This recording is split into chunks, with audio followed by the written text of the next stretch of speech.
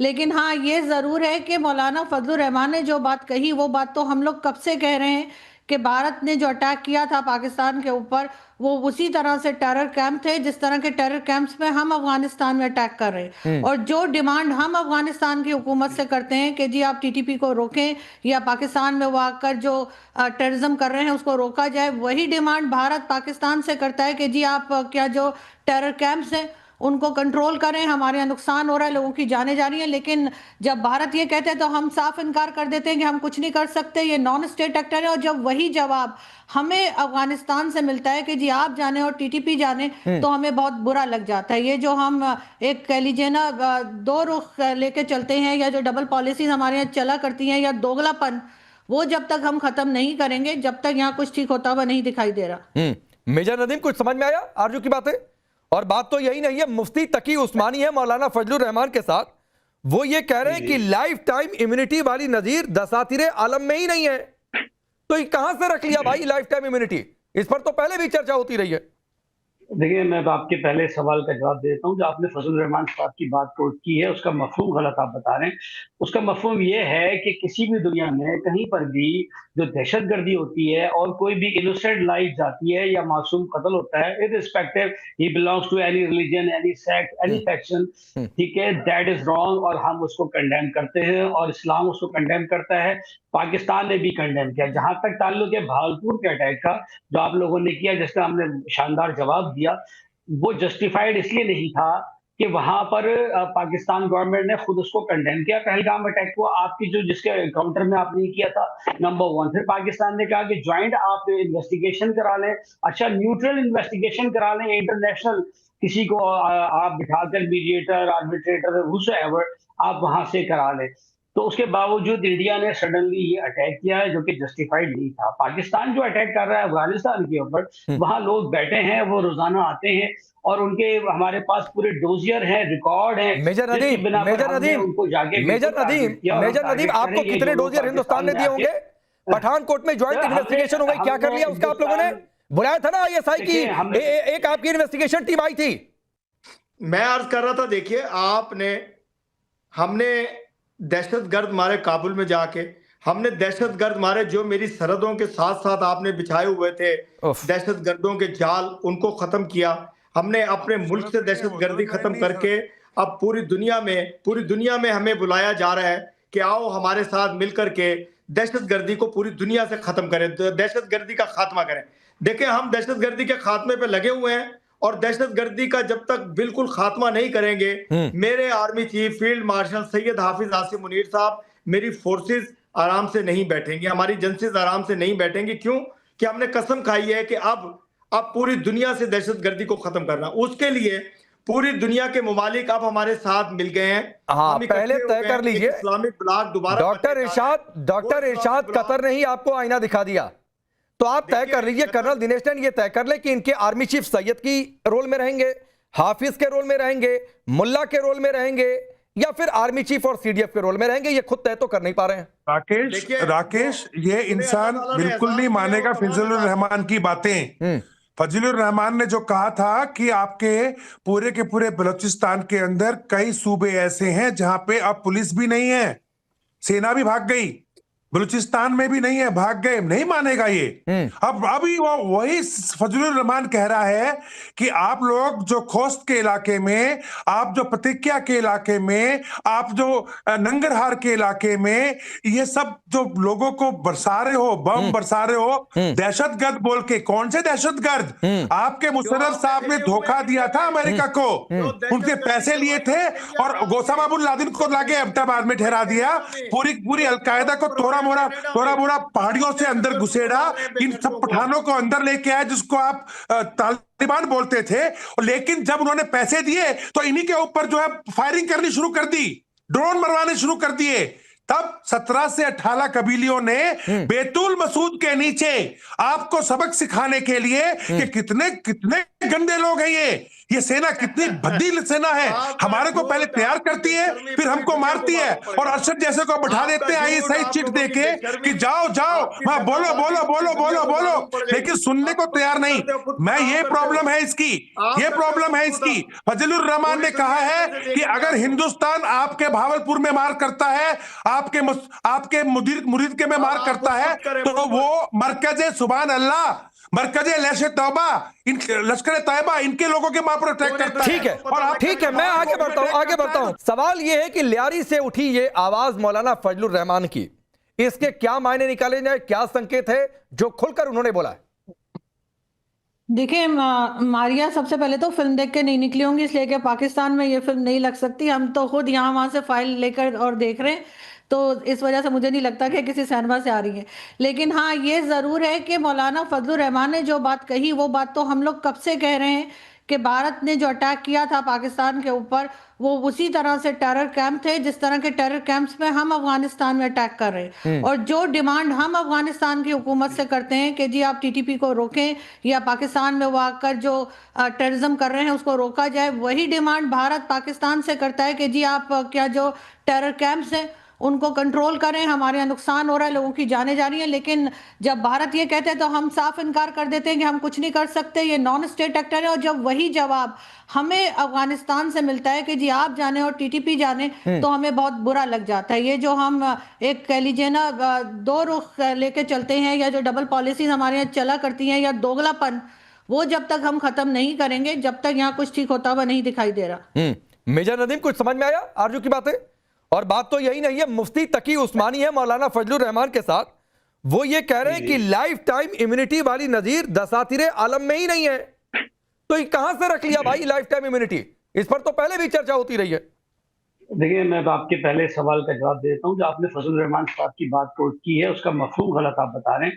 उसका मफहूम ये है कि किसी भी दुनिया में कहीं पर भी जो दहशतगर्दी होती है और कोई भी इनोसेंट लाइफ जाती है या मासूम कत्ल होता है, irrespective he belongs to any religion, any sect, any faction, ठीक है, दैट इज रॉन्ग, और हम उसको कंडेम करते हैं और इस्लाम उसको कंडेम करता है। पाकिस्तान ने भी कंडेम किया। जहां तक ताल्लुक है भावलपुर के अटैक का जो आप लोगों ने किया, जिसका हमने शानदार जवाब दिया, वो जस्टिफाइड इसलिए नहीं था कि वहां पर पाकिस्तान गवर्नमेंट ने खुद उसको कंडेम किया। पहलगाम अटैक को आपकी जो जिसके एनकाउंटर में आपने किया था, नंबर 1। फिर पाकिस्तान ने कहा कि ज्वाइंट आप इन्वेस्टिगेशन करा लें, अच्छा न्यूट्रल इन्वेस्टिगेशन करा लें, इंटरनेशनल किसी को आप बिठाकर मीडिएटर, आर्बिट्रेटर, हुसएवर आप वहां से करा लें। तो उसके बावजूद इंडिया ने सडनली ये अटैक किया है जो कि जस्टिफाइड नहीं था। पाकिस्तान जो अटैक कर रहा है अफगानिस्तान के ऊपर, वहां लोग बैठे हैं, वो रोजाना आते हैं और उनके हमारे पास पूरे डोजियर हैं, रिकॉर्ड हैं। मेजर नदीम, आपको कितने डोजियर हिंदुस्तान ने दिए होंगे? पठानकोट में ज्वाइंट इन्वेस्टिगेशन हो गई, क्या कर लिया उसका आप लोगों ने? बुलाया था ना आईएसआई की एक आपकी इन्वेस्टिगेशन टीम आई थी, आईएसआई के इशारे पर ही वो लगाए होंगे। क्या कर लिया उस इन्वेस्टिगेशन का? क्या नतीजा निकाल दिया? मुंबई हमले का डोजियर जिंदा सबूत था, क्या कर लिया? तो मैंने पहलगाम के समय ही कहा था, पहलगाम में मौजूद था कि डोजियर आइंदा नहीं देंगे, और ना ही आपका कंडेमनेशन चाहिए, उसे पॉकेट में रखिए। तो आप इंटरनेशनल इंक्वायरी कराते ना, इसलिए ना यूरोपीय यूनियन ने आपके मौकफ को अपनाया, ना दुनिया में किसी मुल्क। अच्छा, तो अफगानिस्तान वाली आपने इंटरनेशनल इंक्वायरी क्यों नहीं करा ली मेजर नदीम? हमने तो अफगानिस्तान वाली आपने एयर स्ट्राइक करी। हमारे मुल्क में थोड़ी झगड़ा हुआ है, आपके मुल्क में आप करा लें। अरे मतलब आप काबुल में चले जाएं, हम बहावलपुर मुरीदके में नहीं आएंगे। विश्व के बंदों इकट्ठे करके इंक्वायरी कराओ। हमें तो तालिबान ने नहीं कहा कि आप इंटरनेशनल इंक्वायरी करा लें। ओ अच्छा, अहमदाबाद में क्या कर रहा है? नहीं, ये क्या हास्यास्पद है नाजिया, इन्हें तालिबान ने नहीं कहा इंटरनेशनल इंक्वायरी, इसलिए ये घुसकर मार देंगे। देखिए, हमसे ये कह रहे हैं तो हम इनकी बात मान लें, और वो भी तब मान लें जब ये आतंकी भेजे जा रहे हैं। जिंदा आतंकी को पकड़ लिया तो भी इनकी बात मानते रहे। राकेश जी, आप पाकिस्तान के उन लोगों से बात कर रहे हैं डोजियर के बारे में, डॉक्यूमेंट्स के बारे में, इंटरनेशनल कोर्ट के इंक्वायरी के बारे में, जिन्होंने सिर्फ मदरसा में पढ़ाई पढ़ी है, जिनको पता ही नहीं है कि डोजियर पढ़ा कैसे जाता है, जिनके खुद के कैबिनेट मंत्री बैठ करके बोलते हैं कि मैंने तो टिकटॉक पे देखा था कि भारत के जेट को तोड़ दिया गया है। टिकटॉक देखते हैं इनके कैबिनेट मंत्री वगैरह बैठ करके। तो डॉजियर वो पढ़ता है जो एकेडमिक क्वालिफिकेशन लेता है, डॉक्यूमेंट वो पढ़ता है जिसके पास एकेडमिक क्वालिफिकेशन होती है इंटरनेशनल कोर्ट में। तो इनके ही पाकिस्तान के ह्यूमन राइट्स ने सरकार पर केस करके रखा हुआ है, इनके ही पाकिस्तान के चाइल्ड ह्यूमन राइट ने इनके ऊपर केस करके रखा हुआ है। ये आज तक उसको जवाब नहीं दे रहे हैं। 2022 से 2025 आ गया है और आप यकीन माने गूगल में सर्च कर लीजिए और पाकिस्तान के ह्यूमन राइट्स के ऐप पर जाकर के देख लीजिए कि इनको नो नोटिस जा चुका है इंटरनेशनल कोर्ट से, उस नोटिस तक का जवाब नहीं दे रहे हैं ये। तो इनको, ये तो मदरसा छाप लोग हैं, इनको डॉजियर समझ में नहीं आता है। अब इनको वही बताया जाएगा जो हमने ऑपरेशन सिंदूर में बताया था। हमें आपकी तालीम का पता है, इसलिए हमने जिंदा डोजियर रखा हुआ है कुलभूषण जाधव की शक्ल में, जिनकी वालदा को भी हमने बुला के मिला दिया, उनकी वाइफ को भी मिला दिया। आपने भी मिलना तो आपको भी मिला देते हैं, आपको भी मिला देता हूँ मैं। आपने मिलाना है तो जरा भेजें डिटेल अपनी, जिस हम आपको भी मिला देते हैं। हमारे देश के ऑफिसर से बात कर रहे थे, ये बदतमीजी आप लोगों को मदरसे में सिखाई जाती है क्या? हमारे देश के ऑफिसर से डॉक्टर इरशाद, आपके नेता, जिस बदतमीजी से बात कर रहे थे, आपने रोका क्यों नहीं? आपने रोका क्यों नहीं? ये सब आप लोग मदरसे में सिखाते हैं क्या? कामिल मीर, अच्छा ठीक है, अभी कामिल मीर बचे हुए हैं, एक बार उनके पास चला जाओ। कामिल मीर, जो बात मौलाना फजलुर रहमान ने कही या मुफ्ती तकी उस्मानी ने कही, मैं सभी अभी उस पर सेंट्रलाइज हूं। ये क्यों ना माने कि मुनीर के दिन लदने शुरू हो गए, और इसलिए दिन लदने शुरू हुए क्योंकि वहीं से आवाज उठ रही है। मेजर नदीम रुक जाइए, कामिल मीर से सीख लीजिए, अभी तक नहीं गया उनके पास, अपनी बारी का वेट कर रहे हैं, थोड़ा सा धैर्य से। कम से कम डॉक्टर इरशाद से सीखी, हंसते ही रहते हैं, बीच में नहीं बोलते हैं, उसी से हम इंटरटेन हो लेते हैं। तो ठीक है कामिल मीर, तो क्या ये तय नहीं है कि मुनीर घर में घिर रहे हैं और इसीलिए पता था, इसीलिए पहले से एक इंतजाम करके रखा हुआ था लाइफ टाइम इम्यूनिटी का, लेकिन वो भी शायद ऐसा लग रहा है कि बदलते वक्त में हो सकता है कि उसका भी कोई तोड़ निकले या उसको भी संशोधन करके हटा दिया जाए। अच्छा, मैं अभी थोड़ी देर पहले एक मैंने मूवी देखी है जिसका नाम था ऑपरेशन सिंदूर और इंडिया की धुलाई और प्रेसिडेंट ट्रंप की सच्चाई। अभी मैंने मूवी देख के खत्म ही की थी तो कि वाशिंगटन पोस्ट की खबर मेरे सामने आ गई। आपने आसिफ ने बनाई है ये मूवी, पढ़ी होगी। आप मेरी बात सुन लेना, इतना तो सब ख्वाजा आसिफ ने बनाई है क्या? ख्वाजा आसिफ ने वो सोशल मीडिया देख के मूवी बनाई, वो देख के आए हो? पढ़ी है जिसके अंदर आपको पहले ये बताओ ये मूवी कहाँ किसने बनाई है? ख्वाजा आसिफ ने बनाई है? किसने बनाई है पिक्चर? ये सोशल मीडिया नहीं, अरे तो पिक्चर के आप ही जवाब दे दीजिए, क्यों इंडिया, आप ही जवाब दे दो ना। अच्छा मैं पूछ लेता हूं इस सवाल को, कामिल मीर, कर्नल दिनेश चंद का सवाल है। क्या बोला? एक मिनट कामिल मीर, जो आप ऑपरेशन सिंदूर फिल्म की बात कर रहे हैं, कर्नल दिनेश चंद पूछते हैं इसका प्रोड्यूसर डायरेक्टर कौन है? पांडे जी मेरी बात करने देना। नहीं मैं आप ही के पास हूँ, बस ये बता दीजिए प्रोड्यूसर बाई डायरेक्टेड बाई में किसका नाम लिखा हुआ है? आपने क्या सवाल करते हैं, मुझे पता है आपने क्या सवाल करते हैं, मेरा जवाब सुन लें आप। वॉशिंगटन टाइम्स की आपने खबर पढ़ी है जो कल आई है? आपको पढ़नी आती है, अंग्रेजी आती है ना? इंडिया आपसे ज्यादा ही आती है। जो अच्छी इंग्लिश बोल लेते हैं, अच्छी इंग्लिश बोल लेते हैं, उसको पढ़िए, उसमें क्या लिखा हुआ है? क्या लिखा हुआ है बताइए, क्या लिखा हुआ है? क्या पढ़ी? आप ही बताइए क्या लिखा हुआ है? शायद आपको ट्रांसलेशन की जरूरत है। क्यों अमेरिका ने अपनी पॉलिसी चेंज की है? क्योंकि 6 मई की रात को जो हुआ पूरी दुनिया उस पर हैरान थी कि कैसे पाकिस्तान ने इंडिया को इस जंग में हराया है। तो ये अच्छा, गार्डियन की स्टोरी पढ़ ले, वाशिंगटन पोस्ट की पढ़ ले, न्यूयॉर्क टाइम्स की पढ़ ले, हमारी बातें ना सुने आप। इंटरनेशनल सुन लो, अभी सुन लो।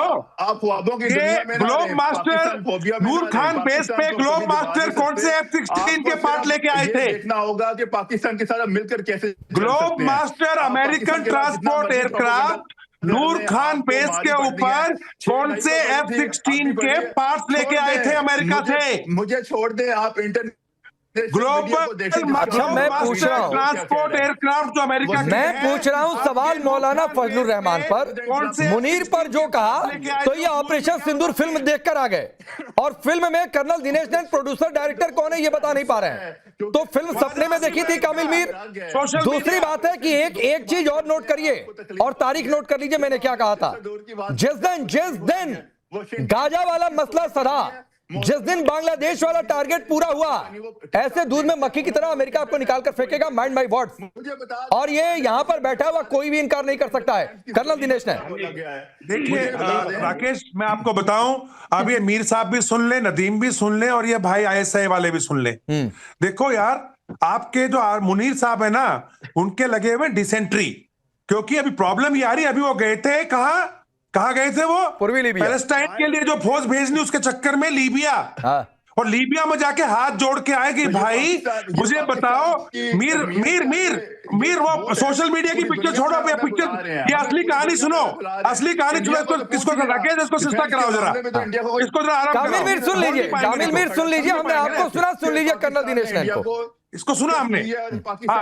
तो लीबिया गए, बोले भाई अगर मैं अपनी सेना भेजता हूं, अभी डंडा दे रहा है मेरे को जो है डोनाल्ड ट्रंप, अगर मैं अभी हमास के खिलाफ सेना भेजता हूं और हमास मना कर रहा है, तो कल को हमारे साथ वो उलझ जाएगा, इधर तो वो उलझेगा, उधर देश में हमने चूरन खिला रखा है मीर साहब को कि देखिए पैलेस्टाइन हमारे हैं, भाई हैं, हमास भाई है। तो इधर जो ये लब्बैक पार्टी वाले, जिनको पहले हमने खुद उकसाया और जब उन्होंने मना किया आगे जाने से, तो हमने मुरीदके में उन पे गोलियां चला दी। ऐसा जो बवंडर बन रहा है, और जो अभी इमरान खान ने, मीर साहब आपकी पिक्चर का क्लाइमैक्स सुनो, आपकी पिक्चर का क्लाइमैक्स मीर साहब क्लाइमैक्स, आपकी पिक्चर का क्लाइमैक्स है इमरान खान। उसने कहा है PTI वालों को सब बाहर निकल आओ। तो अब आपके देश के अंदर सिविल वॉर की सिचुएशन बना दी मुनीर ने। और ये जो अरशाद साहब बैठे हैं ना यहाँ पे, इनको समझ नहीं आएगा, ये सबसे पहले भागते नजर आएंगे, सबसे आगे ये भाग रहे होंगे पीछे PTI वाले मारने के लिए। और नदीम तो भाग जाएगा किसी गुफा के अंदर। इसने आज तक मुझे अपनी बटालियन का नाम नहीं बताया, 3 महीने हो गए पूछते हुए। और मीर साहब आप कौन से पत्रकार हैं, ये जरूर बता देना, क्योंकि सोशल मीडिया की पिक्चरों को देखते हो और यहाँ पे आके नहीं, मैं आगे बढ़ता हूं। मारिया इकबाल, एक ऑपरेशन सिंदूर फिल्म की बात कर दी कामिल मीर ने, लेकिन प्रोड्यूसर डायरेक्टर कौन है ये बता नहीं पा रहे। अच्छा, आप भी कोई फिल्म देखकर आ रही है धुरंधर, उसका तो प्रोड्यूसर डायरेक्टर कौन है ये पूरी दुनिया जान रही है। खैर, मैं सिनेमा से आगे बढ़ता हूं। पाकिस्तान में हमने सुना है कि नशे की खेती बहुत होती है, अफीम का कारोबार बहुत चलता है। खैर छोड़ दीजिए उधर, लेकिन ये लीबिया में S-400 गिरा दिया। S-400 के आगे तो प्रधानमंत्री जाकर खड़े हो गए। जिस एयरबेस की बात पाकिस्तान ने की थी। फिर उसके बाद मुनीर पर पूछ रहा हूं, यहां कोई नहीं बोल पा रहा है। मौलाना फजलुर रहमान पर इतना डर लग रहा है क्या? नहीं मौलाना, आप मुझे ये बताइए, आपको तो बार बार 3 दुनिया के सबसे जो बड़े बिजनेस हैं वो उन्हीं का जिक्र किए जा रहे हैं। कभी आप जंग की बातें कर रहे हैं, कभी आप नशे की बातें कर रहे हैं, अब बातें भी करें जो आप लोगों ने स्टार्ट की हुई है, ठीक है। कभी आप इस साइड पे चले जाते हैं, कभी उस साइड पे चले जाते हैं। आप लोग कहाँ पे चले जाते हैं? अमेरिका आपको वहां से निकाल देता है। भाई बात सुने, इंसान के जो है ना कोई तौर तरीके होते हैं। बार बार पाकिस्तान के ऊपर इल्जाम लगाना, फिर उनकी जंगों करवाना, अपनी जो है वो अवाम को, जनता को कन्विंस करना कि पाकिस्तान ऐसा मुल्क है, ये हो गया वो हो गया। भाई ऐसा कुछ भी नहीं है। पाकिस्तान बहुत सुकून से चल रहा है, पाकिस्तान की सब चीजें बहुत अच्छी हैं। आप जो बार बार मौलाना फजलुर रहमान के बयान को लेकर और आसिम मुनीर से इतने दहशत में मुब्तला है कि एक प्रोग्राम में उनको आपने 100 दफा मुल्ला कह दिया। आप हमारे मुल्ला से भी इतना डरते हैं, हमारे फील्ड मार्शल से भी डरते हैं। आप पहले ये डिसाइड कर लीजिए कि आपको सबसे ज्यादा खौफ मुल्ला से है या फील्ड मार्शल से है। जब आपका ये खौफ हमें मैं बता रहा हूँ, हमें अगर खौफ की बात करेंगी मारिया इकबाल, तो घर के आगे जो बदा होता है ना, उससे भी डर नहीं लगता है। पाकिस्तान की औकात हमारी नजर में उससे ज्यादा नहीं है। तो आप उधर वो छोड़ जाइए, यहाँ पर डर और खौफ की बात नहीं हो रही है। सवाल का जवाब ना देना पड़े तो आप पूरी दुनिया घूम लेंगी मारिया इकबाल। खत्म हो गए। आपने नाजिया, इनके नाम में तराना बड़ा अच्छा लिखा है। ये तराने अगल बगल के बड़े अच्छे सुनाती हैं, मुद्दों पर टिके रहने की बजाय। पूरी दुनिया घुमाऊंगी, क्योंकि आपको भी स्ट्रेट फॉरवर्ड बात करना आती ही नहीं है। तो मैंने भी ये सीख लिया है कि भाई जिस तरह से आप पूरी घुमा के बात करेंगे, इतनी शर्मिंदगी महसूस हुई कि नेशनल न्यूज चैनल पर एक महिला इतनी अभद्र बात कैसे कर सकती है नेशनल न्यूज चैनल पर। मतलब मुझे इतनी शर्मिंदगी महसूस हुई कि इस्लाम को तो इन्होंने बदनाम कर दिया है पाकिस्तानियों ने, पूरे पाकिस्तान बन चुके हैं। रही बात मुल्ला मुनीर की, ऑपरेशन सिंदूर जो भाई साहब पत्रकार देख करके आए हैं ना, उसमें हीरो हीरोइन का नाम मैं बता देती हूँ। मुल्ला मुनीर हीरो है और हीरोइन मरियम नवाज है। ये तो बिल्कुल फिक्स है और तय है। दूसरी चीज मैं बता रही हूँ कि आसिम मुनीर के नेतृत्व में, लीडरशिप में पाकिस्तान की आर्मी का हाल बंटाधार ऐसा हुआ है राकेश जी कि अब जो मुसलमान बेटियां घर की जीनत हुआ करती थी, अब उनको हथियार पकड़ाए जा रहे हैं और उनको ट्रेनिंग दी जा रही है। इस्लाम के हिसाब से बेटियां पर्दा नशीन और घर की जीनत होती थी, अब उनको हथियार दे करके उनको आईएसआई एजेंट बनाया जा रहा है, उनको लश्कर ए तैयबा में भेजा जा रहा है, उनको जैसे मोहम्मद में भेजा जा रहा है।